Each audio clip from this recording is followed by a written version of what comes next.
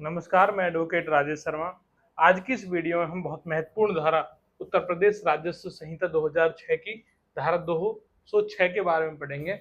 इसमें विदित क्या है, ये क्या इंगित करती है, ये क्या इम्पोर्टेंट है, तो इसके बारे में समझते हैं।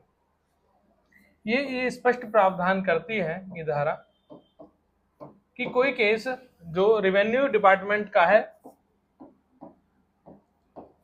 रेवेन्यू केस है, यानी रेवेन्यू में ज्यादातर कृषि मैटर्स आते हैं जो लैंड आबादी नहीं हुई है, तो वो लैंड जो कृषि है, जो जिस लैंड का जो रेवेन्यू है जो एक्सचेंज नहीं हुआ है, तो वो लैंड सारी रेवेन्यू डिपार्टमेंट के अंतर्गत आती है, जो लैंड कॉमर्शियल नहीं है। चाहे उस पर कुछ बन गया हो या नहीं बना हो, वो देखने का विषय है। लेकिन जो लैंड कृषि है उसके बंटवारे को लेकर, उसके न्याय निर्णय को लेकर, उसकी डिमार्केशंस को लेकर कोई भी विवाद होगा तो वो सिविल कोर्ट में नहीं देखा जाएगा। सिविल कोर्ट में ऐसे प्रावधान शून्य प्रकृति के होंगे। कोई ऐसे कृषि भूमि का केस सिविल कोर्ट में दायर कर देता है तो आप रूलिंग धारा 206 यूपीआरसी एक्ट 2006 लगा के उस मुकदमे को खारिज करवा सकते हैं।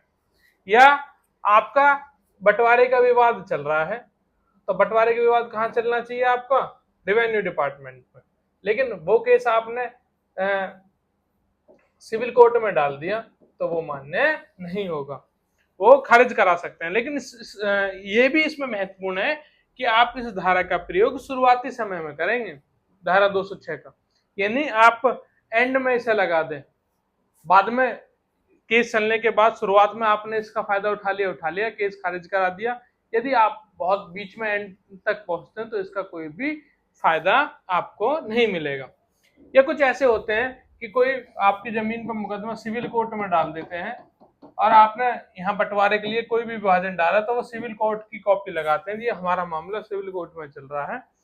तो आप धारा 206 यूपीआरसी एक्ट को वहां पर दिखाकर कि सिविल कोर्ट के जो डिसीजंस हैं वो रेवेन्यू डिपार्टमेंट से अलग हैं, वो रेवेन्यू डिपार्टमेंट में लागू नहीं होंगे। तो ऐसे प्रावधानों को समझना जरूरी है कि कोई सिविल कोर्ट की कॉपी लगाते हैं आधे जो एडवोकेट हैं तो आपके केस में, तो आपको धारा 206 उसमें मदद करेगी।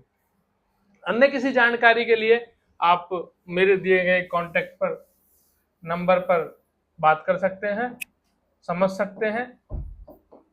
कोई भी केस आपसे रिलेटेड है तो आप मुझ पे कॉल करके इसे समझने का प्रयास कर सकते हैं।